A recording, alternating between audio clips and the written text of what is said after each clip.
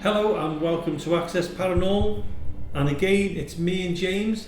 It's like part two of this, James. Part two, isn't it? Yeah. We've got the 200th show, now this is 201. 201. I've got to say to you, your glasses are coming off. Do you look, that's better. Do you know why my glasses are like that? Well, because they're not bifocals, so I have to... Oh, you have to put them... do that. You put them halfway down your nose so you can see what you're seeing and you can still look at things. But I'm going to take them off now, you've told me that. Because I can see it anyway, because it's like 2 foot away from me. We don't like investigators. We don't like investigators. Well, there we go. Well, we're radio presenters tonight. will that be okay? Why don't you like investigators anyway? It's not Do apologise. I've got a drink as me talk. All right, don't worry about it.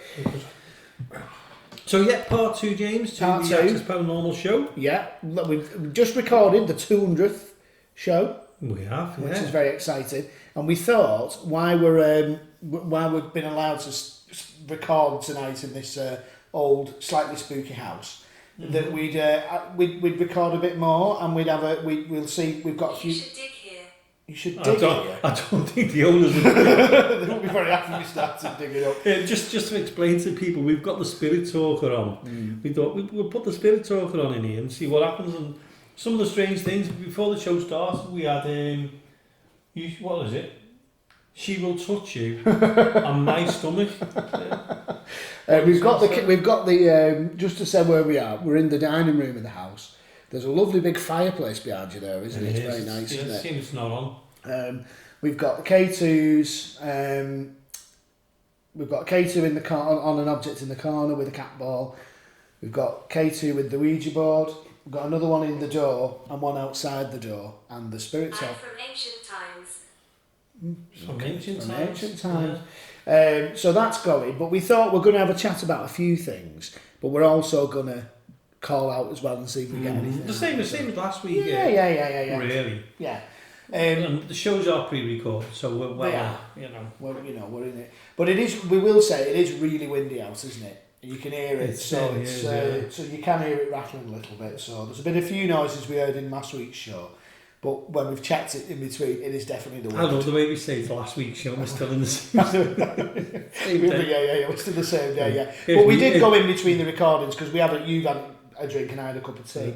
But I have been and checked, and the noise we could hear, the rattling, is definitely the wind upstairs. Breaking rules here, aren't we? Giving our secrets away. Well, everyone knows it's not live. But we was discussing when we were just having a little chat in between about, it'd be interesting to talk about different types of spirits and what we think we've encountered. And the one that I always find really fascinating, which I think accounts for a lot of ghosts that don't necessarily interact with people, is about the stone tape theory. Unknown, yeah. The stone tape. The stone. Yeah. So what's your kind of knowledge on that then, Jamie? Zero. No, truthfully, the stone tape theory, we hear it a lot. That it's there. It's you're just picking it up. Yeah. And it's recorded into the environment. It's like record. Now, years ago, I remember watching it on a video. I'm not sure whether it was on YouTube, whether it was on the TV, I can't remember. Yeah. And a fella done an experiment. My name is Frank. My name is Frank. Hello. I always say talk to Frank. Are you here, Frank, with us? Frank, if you're here, can you do something for us? Can you make a noise? You tap? Drink. Okay, I'll have one. So, Thanks, Frank. I was saying about this fella on YouTube, maybe YouTube or TV, and he'd done a recording. He was recording and talking, blah blah blah. Yeah. Doing all this lot, and he was making something like, I think it was a vase or something like that. Yeah. With grooves in it. He actually put grooves in it. Yeah. And this is how long ago it was. I can't remember how he done it. But what he done is he actually done something with the grooves, and the audio he was picking up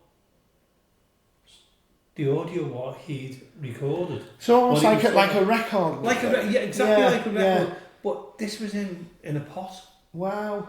And when you were listening back to it, he was saying, I'd love to know how he done it, and I'd love to know where that bit of footage is. Yeah. And the audio or the sounds were in it. Even his Please voice. stay back. Even his voice was picked up in this vase. Yeah. So I can't explain it because that's like stone tape theory. Yeah. They always reckon that if you think about it, they always say walls have ears. Yeah, they do. Yeah. And walls do have ears. Yeah. Because the theory is that the environment of a bit like if you think about a tape as magnetic, isn't it? You know, an old traditional, not a digital tape, but an analog tape. And the theory is that in certain areas, if you've got, let's say a grey lady, for example, and it's a woman who every day walks up and down this particular path, and under the right conditions, there was almost an image of her recorded at that particular time. And then when them conditions are the same again, There's still good here. that's good. When the conditions are the same again, it almost replays that, which is why something like that wouldn't interact with you because it's not like sentient. It's almost like a videotape. Like a videotape. Yeah. You hear about the Roman soldiers. I think it's in York. Yeah. But they're only seen from the waist because the floor levels change and they don't interact with anyone. It's almost like a recording of that plays back under the right conditions. Well, that story, the York one, it was a man, wasn't it, who was in there? Wasn't there a policeman who found it as well? Sure, an ex-policeman who'd seen it. Yeah, I was. They were down there, weren't they? And all of a sudden, he just come through the wall. But like you said, they were from the waist down, waist up. Yeah, waist up. Yeah. Well, they were in the they were through in the floor. Yeah. And I think when they dug down, they found the original Roman road was about maybe 4 or 5 foot beneath. Where the current level of it was, because obviously over the years it filled up and stuff. So actually they were walking on what was the road when they existed, but now with the levels of it, they were actually kind of underground. Do you remember there was a programme once, and I think it was not Rowan Atkinson. I always get these two. Are you on about Strange But True by any chance? No, not Strange But True. That was my. It's called Ghost Hunts or Ghost. I can't remember who it was, but it was Griffiths. I think it was Griffiths. Keep the camera on. Okay. I think it was Griffiths Jones or someone like that who was the one who was the narrator. Yeah. And if you go back to them, there was an actual programme. That actual programme, they were actually interviewed the fella.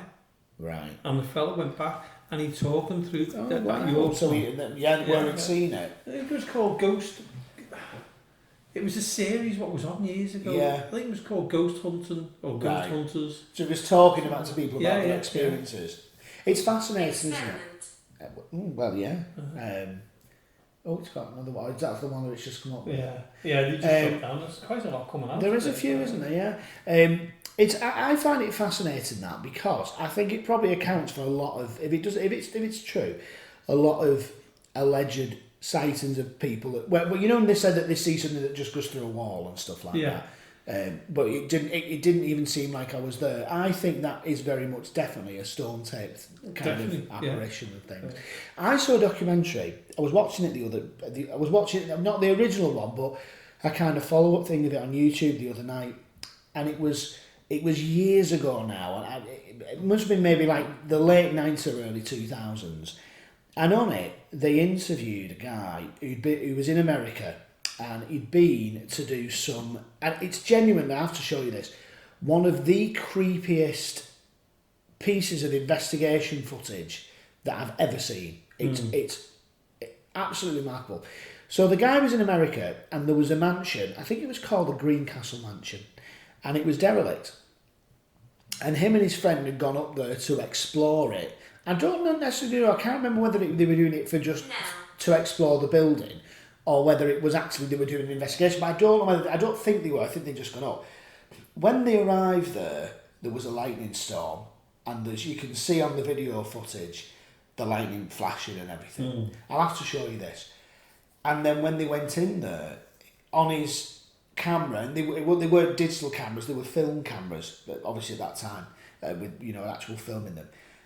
He got the most amazing images of these spirits. One of them was, and they're very, very clear. I mean, there's a woman with a kind of pink swirl, a golden lady in one of the windows. I know which one and you're there's talking also about. He was also filming, and it wasn't windy, and there's a mist that goes shoots past past. him. Yeah, I know which one you're talking about. and he now, said, and it's been it got knocked down the actual, because it created a bit of a storm, and then I think when he went back, it had been demolished, the house. That's right. Yeah. But when they actually, I remember the documentary saying that they analysed the film in a lab to see that if it had been tampered with, and it hadn't, and it was what was on the camera was the actual genuine footage that had been taken. And that's one of the things where I think that isn't a stone tape theory, that's obviously a spirit that's there. But it's still, for me, of one of the stuff that I've seen on TV, I remember watching it, it was really, really fascinating. There's a newer kind of catch-up with him on YouTube where he's talking about it. And he said is that it changed his life, that. Because he'd taken his footage and everything of it. And it was remarkable. But that, for me, was more... that's more of an active ghost as opposed to a recording. Because you could quite clearly see it was literally up in the window looking at you. Yeah, you know. They've been there before. And is that... Yeah, it's so long since I've seen... Have they been there before? They went back again with the cameras because they'd heard things. And then they started taking photographs. And, I know which one program you're on about and everything else. Yeah. One was taking the photographs, and then one was outside. He was doing something, and you just see the wisp go flying. Yeah, past him. and there's no wind or anything. No, You can nothing. see the trees are all still. Yeah. I mean, I know there was, but it's when the lightning's flashing, everything. It must have been scary, that, mustn't it? Well, he didn't see it there. He was when he went home. He noticed them all. He only noticed them when he got back. Yeah. So that's fine with me. That. But it is interesting, isn't it? Because if you think about that, you've got the kind of recorded ghosts, but then you've also got ones which you would say are actually where it is actually a spirit that's coming into an environment to interact with you. And I'd say you probably encountered quite a few of those, haven't you? I have, and recently I heard someone saying on a video, and they've got their own opinions, you cannot interact with a ghost. Why? I don't know. That'd be a good explanation. Why can't you? We can try and interact. We are trying to interact with them. Yeah. And we interact with each other. Yeah. There's no way. There's no proof you can interact with them. There's no proof you can't. Same as there's no such. There's we can say there's ghosts. They may not be ghosts and things like that. But I've experienced things that I cannot explain. I'd love to be able to explain to them. One was clear. Yeah, yeah. More often than not, whenever I've gone in that building, I've heard hello Jamie or Jamie. Yeah. It's always when I've gone in. It's I've had clear when I've been in there, but it's always when I've gone in, whether I'm on my own or whether I'm with someone. It's hello Jamie. No, like as you know, I left for 6 or 7 months. Yeah. And when I went back through them doors, and that hello Jamie. Within minutes of me being in there. Yeah, yeah. I can't explain them. No. But it's only a personal experience. Well, that must be something saying that to you. Definitely. Do you know what I mean? But how can you prove that to somebody? Yeah. How can you prove it? It's impossible to prove it. I understand what you're saying. You can't, but equally, you know that you've heard it. Oh, yeah. So for you personally, you know, whether I do believe it because I know you don't make things up, but, you know, if somebody else doesn't believe it, it doesn't really matter because you know that. It's like stuff experience. If I know it's happened, you know. I respect everybody's opinion, and if they don't want to believe that, that's absolutely fine. I think it's annoying if you said that it happens and somebody says, all right, well, it could have been this, and if people said, no, you're wrong, then that's not fair because they weren't there at that time, you know. When you say you're lying. Yeah. I know you're not. Exactly. Yeah, you know. But that's their opinion. Yeah. And I've heard people saying, oh, I've had this and I've had that. But I never ever say, you're lying over that. No. I just think, well, how can I say you're lying? Yeah. When you may believe it. There's been times where I've heard people say things and I know it's never happened. I know it's impossible. You know what though? But I never say anything because I respect them, because they may believe they did. Even when we've done it before. I know we're going off the subject a little bit here, but we've had it before where people have said to me, oh, this has just happened, blah blah blah, and I've gone, oh, I know what it is. It's the pipes. And they go, no, it wasn't. And I've said, no, it was. When I explain it, and they go, no, it wasn't. And I go, Okay.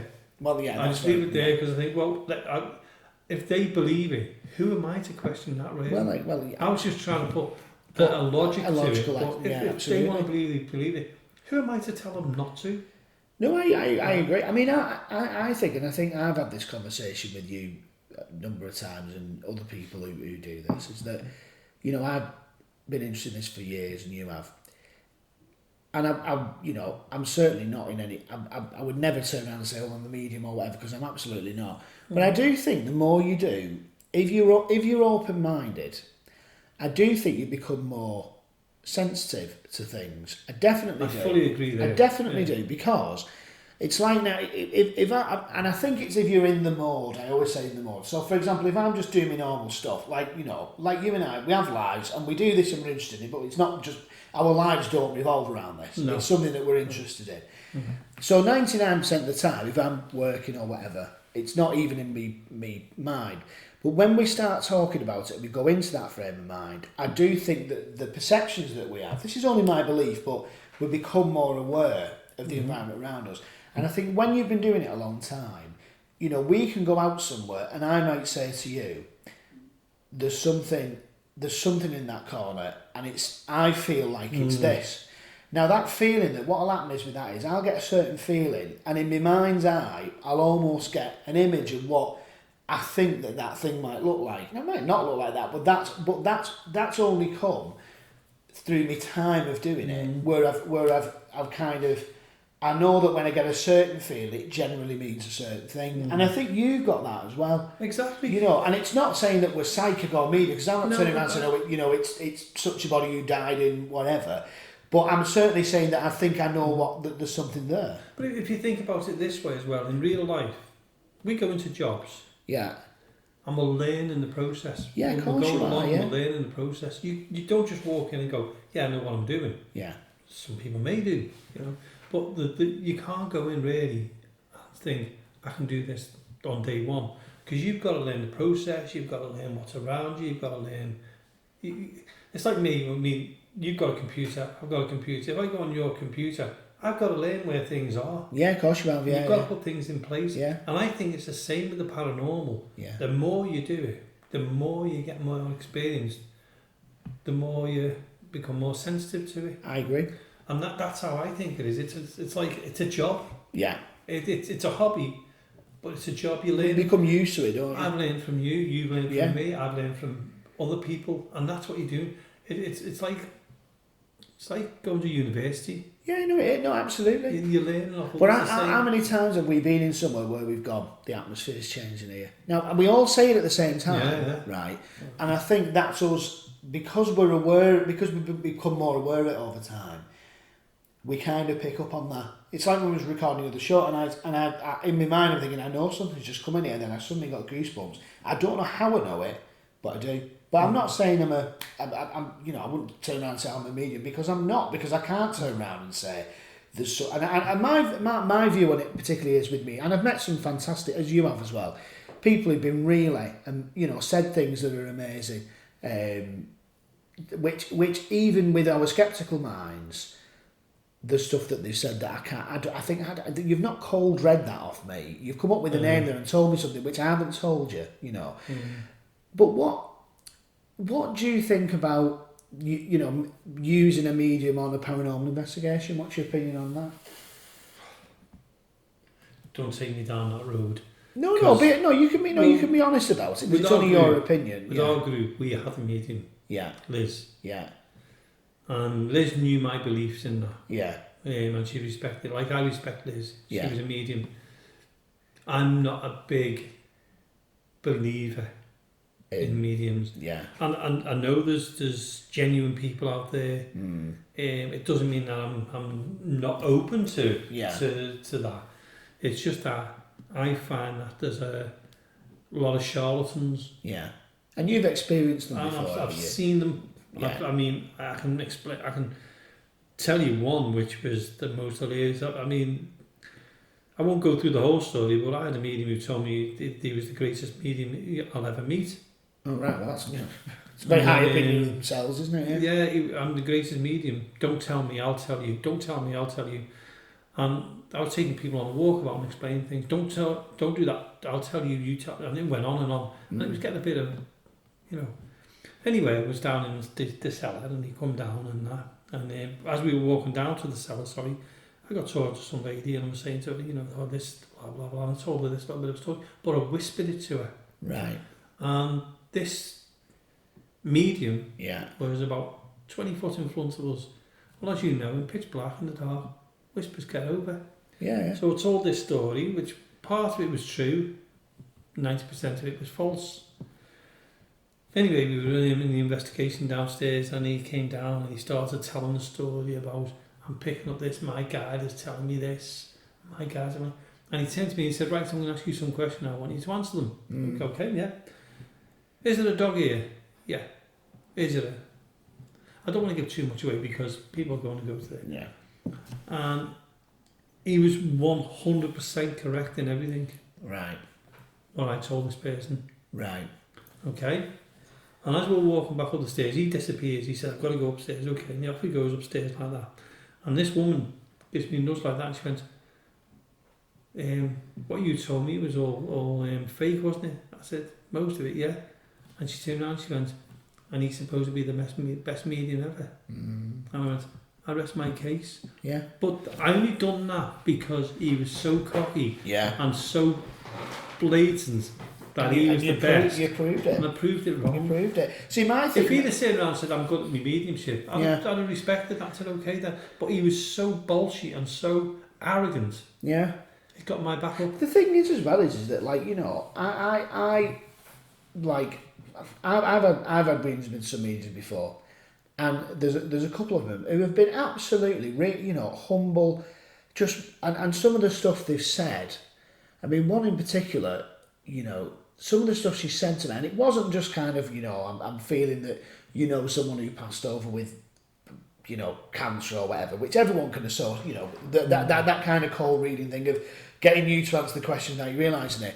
When somebody turns around to you and tells you about family members, the names, coming out with the names of people, coming out with songs that they liked, and not, you know, and talking about things in the house, talking about names of people who I didn't know. I mean, this particular one I saw, and she's, you know, she is amazing. She doesn't do anything. She's not on social media or anything like that. She does read. She's that busy. She doesn't need to do social media, but she doesn't do anything. And she said to me kind of, you know, I remember she told me a story. She said to me once, she said, I've got Agnes here with me. Now Agnes was my great grandma who passed away not that long before. Yeah. She said, I've got Agnes here with me. She said, and she's talking about such. She said, it's lovely to see you. She said, and you was having a conversation about ghosts. Not long before she passed, and we was talking about it like in the house, because she was religious, but she believed in all sorts of things. She said she's got Jim here with her. She said she's back with Jim now.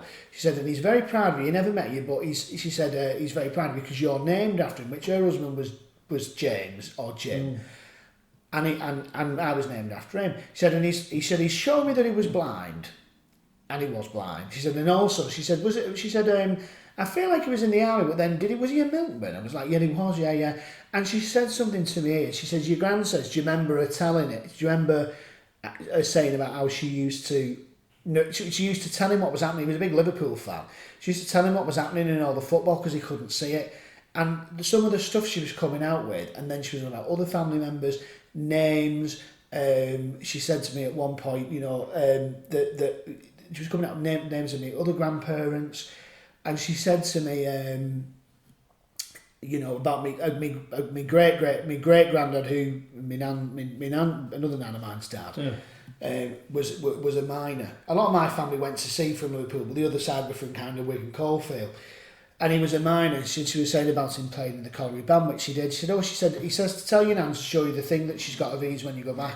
When I went and asked me now, he was dead sceptical and thinks everything's a load of rubbish. She has his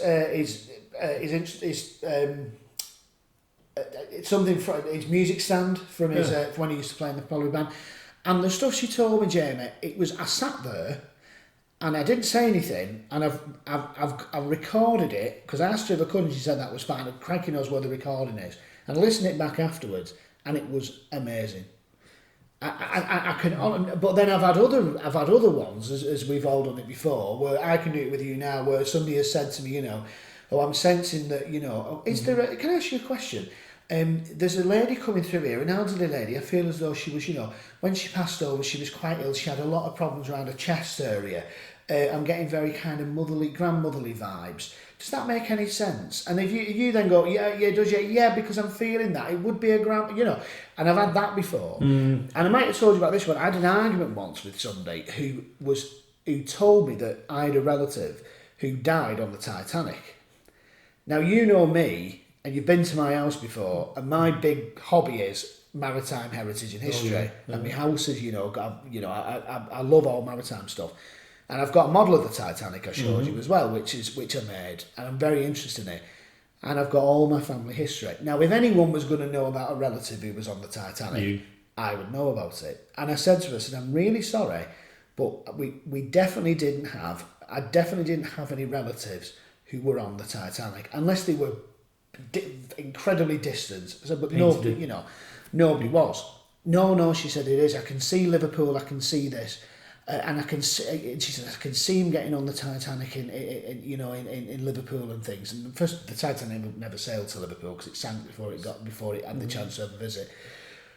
And she was arguing with me, and she was adamant on it. Well, go home and check. And I was getting really irate because I'm going, but I don't need to go home and check. I know the answer to this, and the answer is that I didn't have a relative on it. I said, so this is not true. I said, so whether...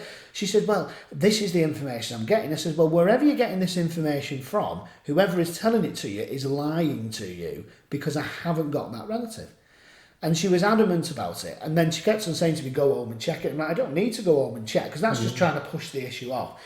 So I do think that, whether she believed genuinely that she was getting that information or whether she was just, consciously knowing that she was just kind of making it up, I don't know. So I do think there's a real mix.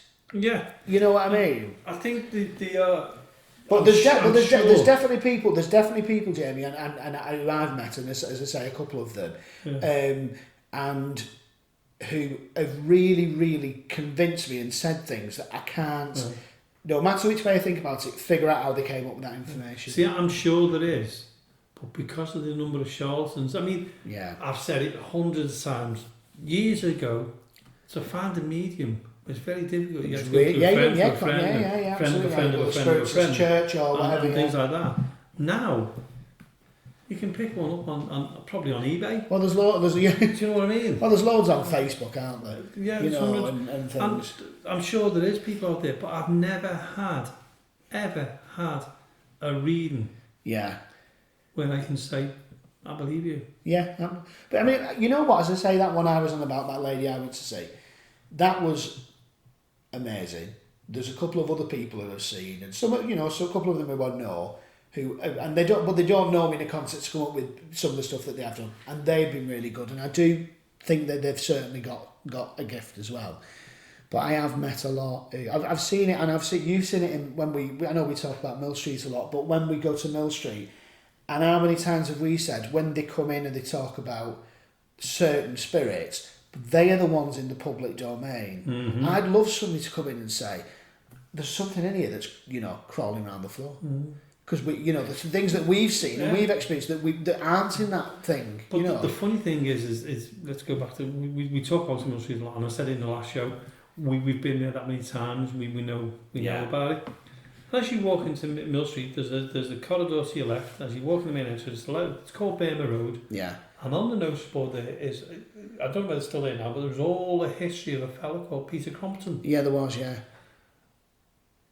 I have seen paranormal mediums coming in, and they come down and tell them, picking up Peter C, Crompton's, something like that. That's really interesting, isn't it? He wasn't there. He was never in the building. Because the Sea Cadets only were somewhere else before, weren't they? And that's the one I've always found really interesting. We was in there one night with someone, and they were saying they were a medium, and they were picking up on sailors. It was all maritime stuff, and then they were picking up on. So I can't remember exactly what it was, and obviously it was a volunteer army barracks, wasn't it? Mm-hmm. That's what it was used for, a drill barracks. So it wasn't the Navy, it was the army, and then the army moved from there up to I think to the TA when they had it, moved up to Jubilee Barracks, and then it became the Sea Cadets in the 80s. So it wasn't the Navy. And actually, I've seen people do that because there was a couple of pictures inside, and they describe. I remember one night, it might have been the same person. They described that person, but he would never have been in that building because he had nothing to do with it. No, you know. No. But I also think as well, sometimes if you're on a paranormal, one of the things I think is really important when you're doing an investigation is people should feel confident about talking about what they're experiencing. Oh yeah. And people, you know, if somebody's sensing something or feeling something, I think we have to take it that they're being honest about what they're experiencing, and they should do that. But I sometimes feel if you go there, if you've got, like, Liz was great because Liz wasn't kind of, when she used to come and invest with us, she wasn't, or you know, she would say what she was feeling, but she wouldn't turn around and say, well, that's wrong what you're picking up. No, she'd listen to everything. She'd listen to what everyone would say. Whereas I think sometimes I've seen it with some groups where there's a medium come in and they've spoke that much about what they're picking up, that then everyone's asking for that particular whatever they're sensing, but they're not necessarily trying to sense things themselves, and or they're not confident about saying, well, actually, I'm picking something up over there. It becomes the medium show, and that's no disrespect to any medium. No, not at all. Yeah, it does become that way where you become the leader. Yeah, and I think if you go for it for that, that's great. I've got to say, sometimes Liz Ward was phenomenal with that. She was brilliant because if you remember, we used to come and there used to be a group of girls who used to come with us. Oh, I remember that. Yeah. And I don't want to name the names because it's a bit mean. I don't mean, I'm not mean. It's just that I want to keep it quiet. Yeah. And they used to love going with Liz because she had that aura about her. Yeah, she did. But she was dead calm as well. Yeah, you know. But she was hilarious. Yeah, she was. And she was a kind medium. Yeah, she was. Yeah, she didn't take it. I know she used to do readings and things like that, but she didn't take it serious. Yeah.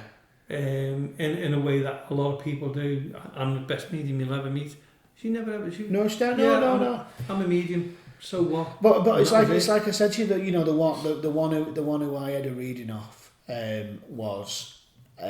You know, she's not a public person. She just does them in a house. She just does sittings there. But then again, you know, I've got people who I know who are public mediums who equally are really, really good. Yeah. You know, I want to have mediums on the show. I'd love to speak to mediums. I wouldn't ridicule them. Yeah. Because like I said on the show, this show's about being fair. Yeah. And okay, I'm saying how I feel about. I mean, one of my favourites. I also respect them. One of my favourites is you know, and I know well, and you know him, is David Traynor, and I've known he's David. Hilarious. He's brilliant. And he's been on the show before. We did an investigation with him, and I've seen David when when I used to work at the Citadel. Yeah, and people, you know, and I'd seen him come in, and people used to think. I somebody said this to me once, oh, you must give him all the information before he comes. I was like, well, we can't, because you can't share that confidence. I can't give everyone information. You can't do that under data protection.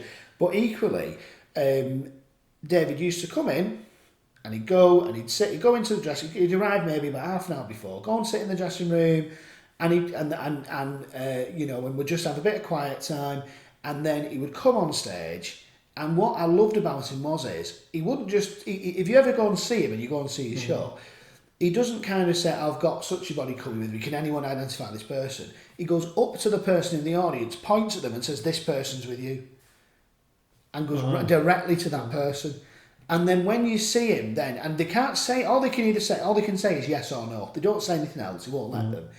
And he comes out with all this information, and you hear him get it right, and you think to yourself, like, that, and I've seen it, and I've spoke to people who've said who were amazed by it, you know, and I've seen him quite a number of times, and he's somebody who's you know done this for years and still does it now, and has got a really loyal fan base, and he's genuinely, again, when I talk about people who I've seen who really blow me away, he has because it's just so accurate, and that's what is amazing.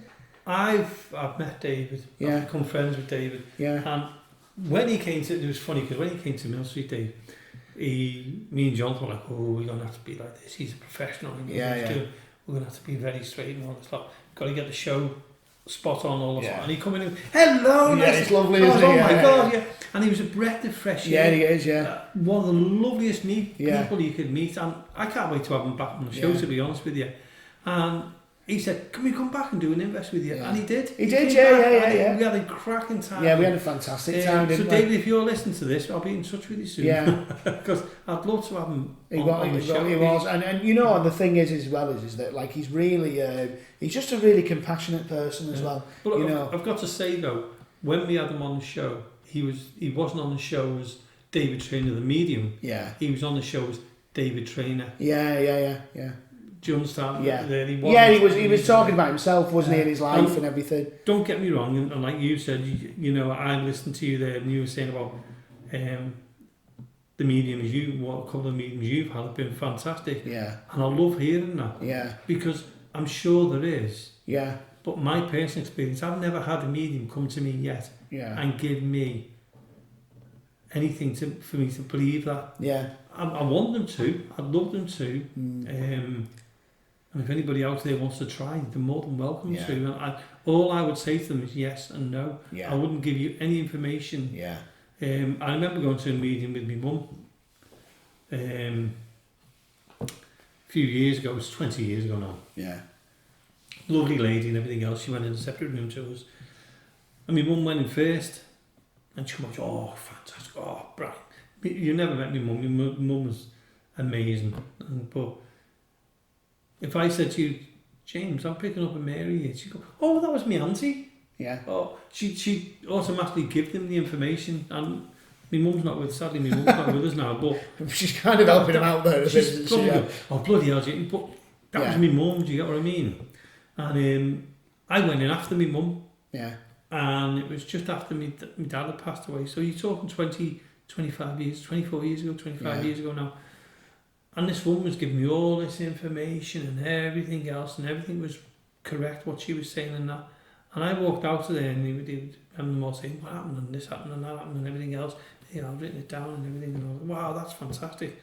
And I sat back and went, my mum went in before me and they went, oh, forget it. You know what, it's just brought me to mind that, something that, just when you're on about that, but it's something that we was on about David, and something that David said to me once, and it was about,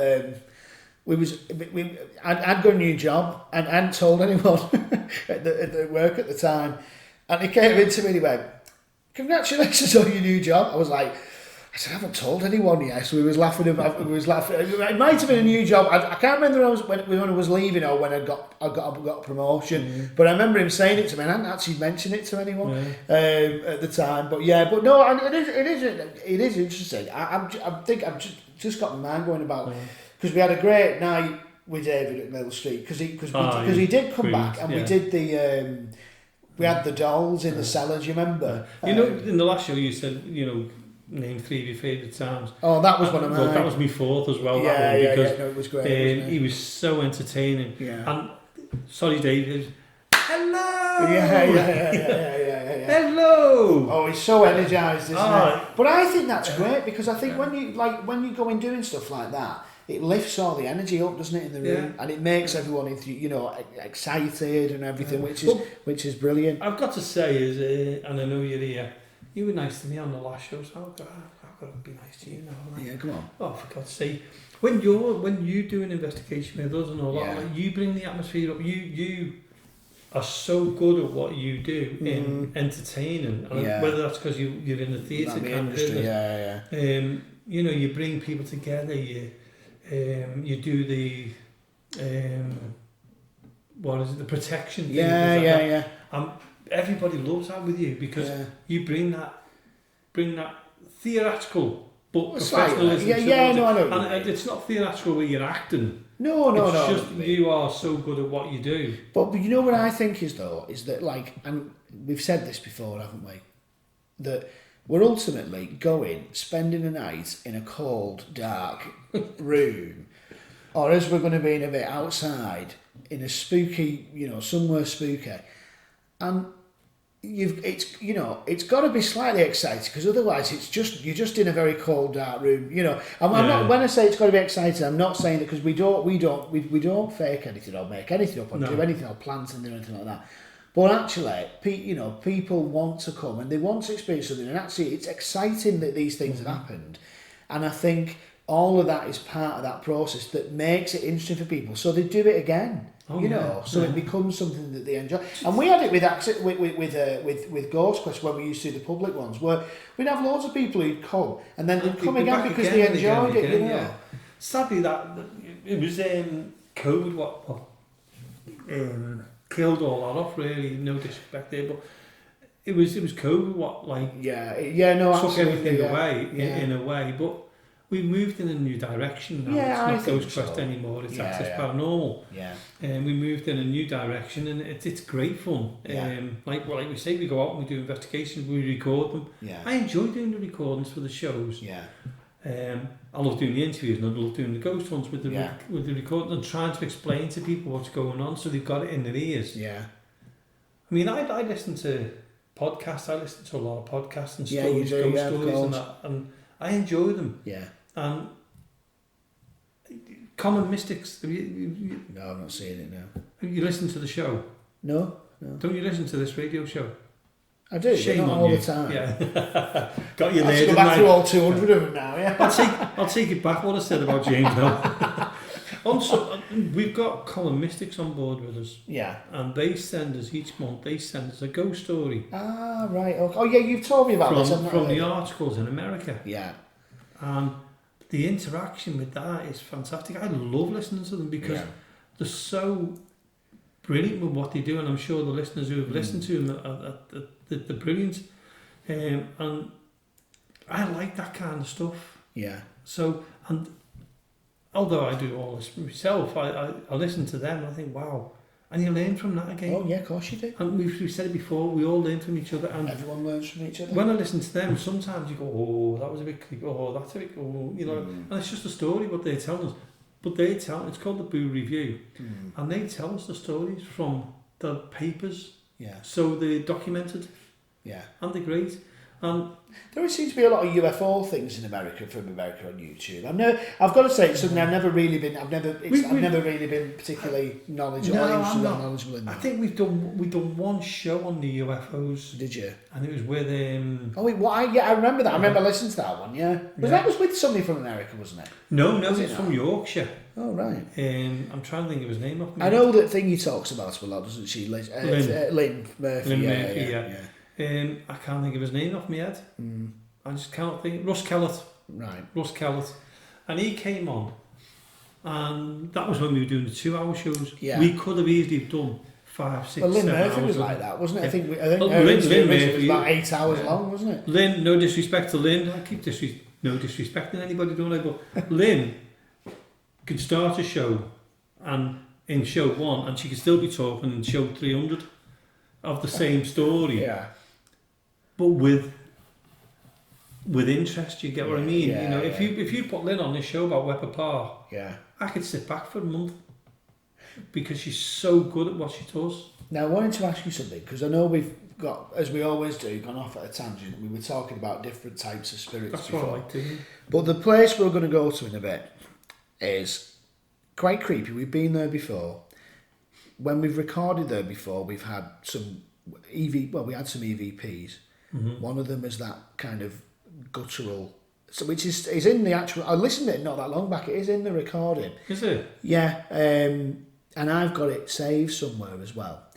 But that area is supposed to have some pretty negative things there that are almost kind of like hooded, dark shadow figures and stuff. You have to tell me that now. I'm just saying that. You know, because you've been there before. Well, this is for the next show. But my question is with it is, we've encountered things like this, which we would say are more negative.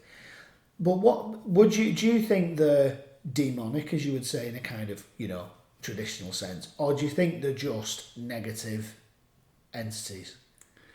Do you think they're even spirits? Are they kind of things that have been created by things, or what's your thoughts? Not knowing the history of it, I've never come across a demonic.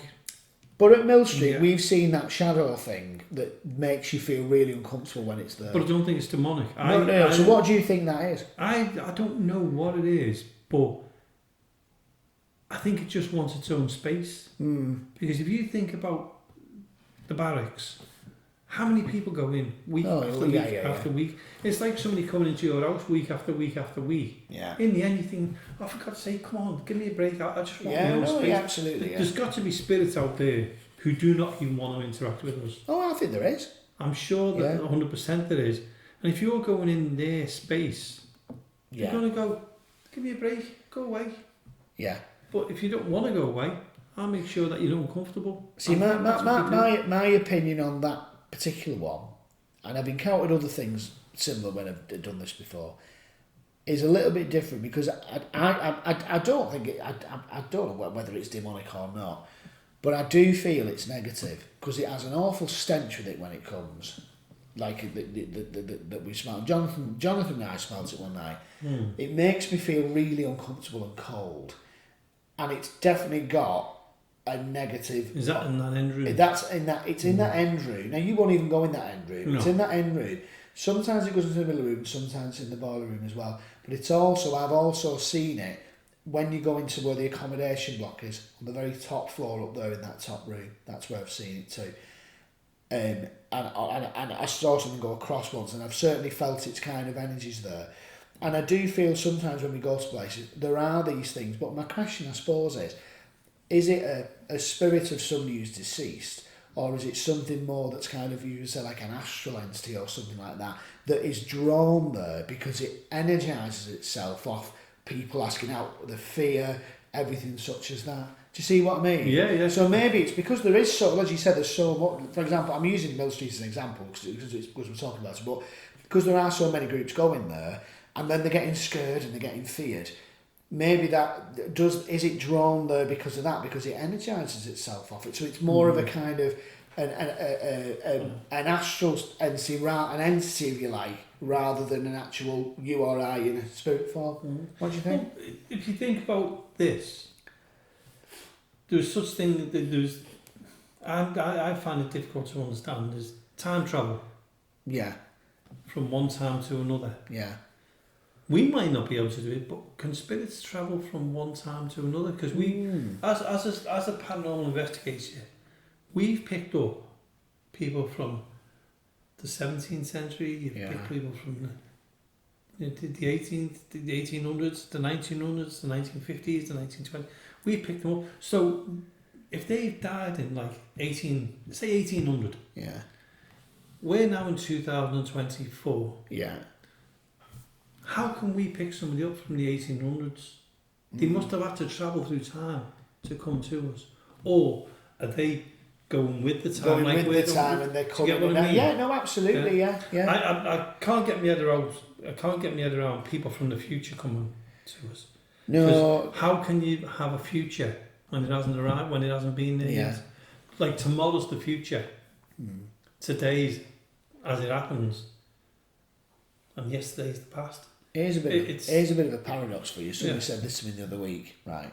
So, and this is, when you actually think about this, it's a bit mind-blowing really, right? So if I go like that, right, I've just clapped, but I was always going to do it. Because whatever I do, in my mind it's free will, but I was always going to do that. I wasn't going to do that or that, because this is what I've actually done. Think about that. So it's almost like you're living, but it's just, we're going in we're opening a whole can of worms. It's an interesting thought. Do you know what I mean? Say, like like you think about it now. I move my cups on the mat. I move it there and I move it there. And in my mind, I've chosen to lift that and move that. But actually, that's happened, so it was always going to happen. Stop it. I know. Sorry. Stop it. But no, it is interesting. I mean, I think there's a whole there's a whole debate you could have about kind of quantum physics and mechanics and everything like that, couldn't you? We're going to have John Kennedy on. Yeah, and John's great for anything like that, isn't Quantum he? physics, he's the man. And he would probably be able to explain all that. Exactly, yeah. I'm going to try and get my son on about water. Yeah. Because his talk about water and energy and things like that is brilliant. I'm trying to get him on something else at the moment. But I won't mention that yet because he said, "Oh no, Dad, when I know a bit more about it, I'll come on about it." Because he's got theories about everything. I don't know how he does it. James. Well, we've got 8 minutes left. Have before we? We have to end the recording. It's flown, hasn't it? So what I was going to say is, why don't we, for the last couple of minutes, why don't we turn the lights off? Oh well, come on. I turned the spirit talker off earlier on because... Come here a minute. Let's just get the recorder. Got that one there. That one. Okay. Right. So, I'll put the spirit talker back on. We'll turn it off because it was a distraction. Right. So we're just coming into the corridor. Walk down. No, now nobody near smokes. Walk down there and tell me what you can smell. I just smell cigarette smoke. Nothing. I can't smell anything at all. I could smell cigarette smoke when I walked in. No, I couldn't smell that. Well, this is the... Shall we be brave and go upstairs? Oh, really? It's dark, isn't it? Come on. Too dark for my liking. Come on then, let's go. Come on, let's put the... we'll pop the lights on and we'll turn it off when we get up.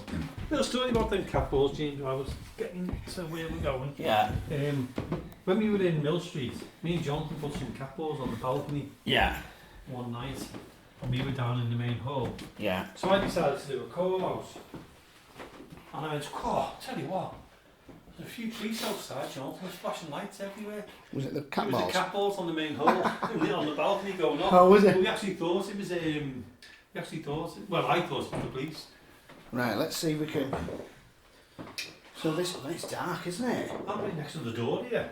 No. So if we disappear. Right, now don't move because that cat ball's behind you there. Oh, right. Should we call out? Go on then. If there's anyone here with us, anyone who'd like to talk to us, can you give us a sign? Can you tap? Bang your feet? That was that thing going off? Your machine? It was. I thought you turned it off. No, I turned it back on again. It said it turned it off when we were doing this. It said alive, I think. Are you here with us? I'm here with family. I'm here with family. Was this your house? Did this used to be your house? Oh, God. If it did used to be your house, can you copy this? Do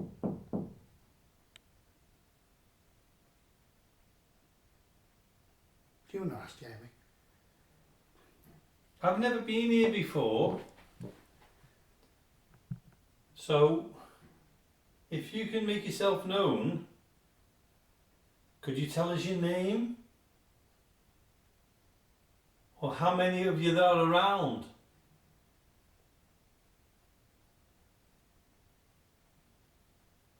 You've got me and James. Are you able to tell us your names?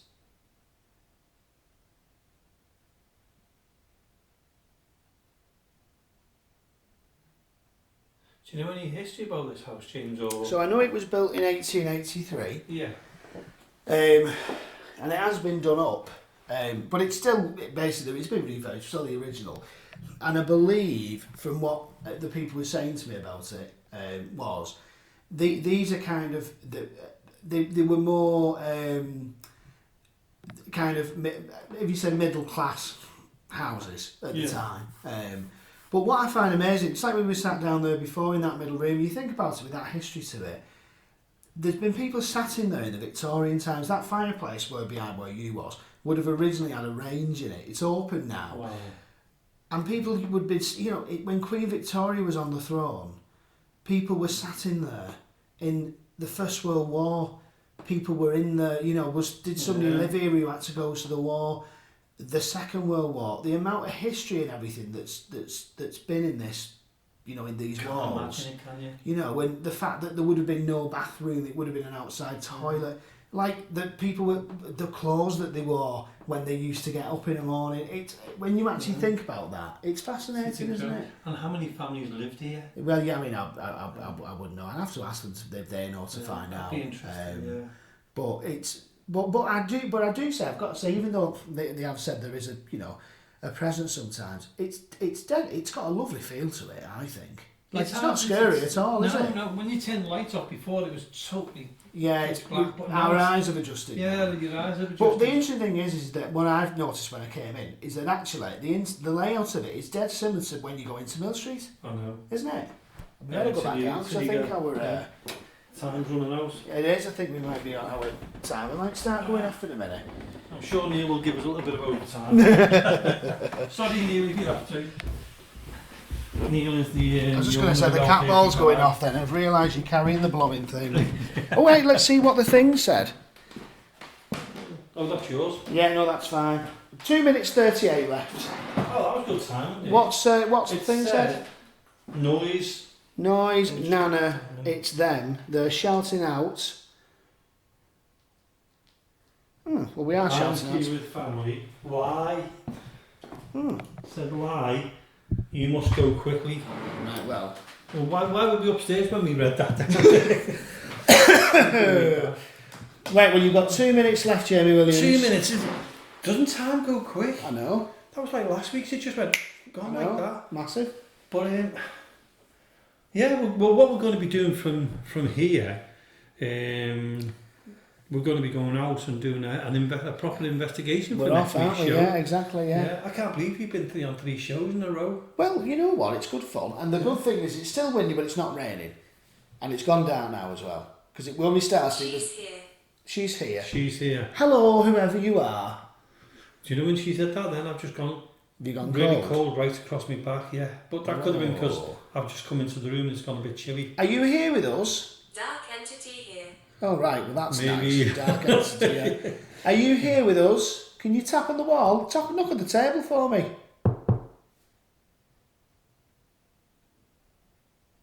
No, you're not knocking, are you? No. Never mind. She's here. Someone's knocking at the door. Someone is... Someone will. yeah, so we're off in a minute. I'm going to have to put my coat hoodie on, I think. It's a bit chilly otherwise, isn't it? Yeah. I've also got the new torch as well. Very, very bright. It's like a... You're going to light up the whole place. The torch is that place. I think the plane was going to land on this. Potentially. Potentially, we don't want to land a plane on us, no. My granddad used to say that's when it was little, we were shining, don't shine it up at the sky, a plane will land. I'm sure a plane knows where the Is that runway why we've is. got Landon's in ours? Yeah, in case the plane comes. Landon Lights. I wonder why we call it Landon Lights. I'm going off the subject here. We're going on to a completely different thing. But no, we're off out now, so we're going to the place, and that should be quite exciting. We'll see what we get. Yeah, definitely. Looking forward to that. Yeah, and I might take one of my crystals with me. Yeah? See that, not that that'll do anything. I bought a lovely one once. I took it on an invest and blooming lost it when I came. Before we go though, you've got to sleep here and you've done all this. I'll be fine. Mm. Fine. Well, don't ring me up at 4 o'clock in the morning, Jamie. No, I won't ring you up at 4 o'clock. No, I'll be absolutely fine. I'm not scared. Fine. Last week mine done I that. know, yeah. You know what though? The thing is as I said, I think it's got. I know it's whatever it is. If there is anything here, it's friendly because it's got a lovely feel to it, hasn't it? It has. Has a And really James, nice feel. we better say to her. We better add do, yes. Because we're off out and about doing a little bit of an investigation now. So again, we do appreciate you coming You on. must trust us. Okay. We do. Again, thanks for coming on the show. We'll be back again next week on an investigation, as you've just been made aware. And we'll see you then. So thanks for listening in. Thanks everyone. And we'll see you then. Good night. Good night.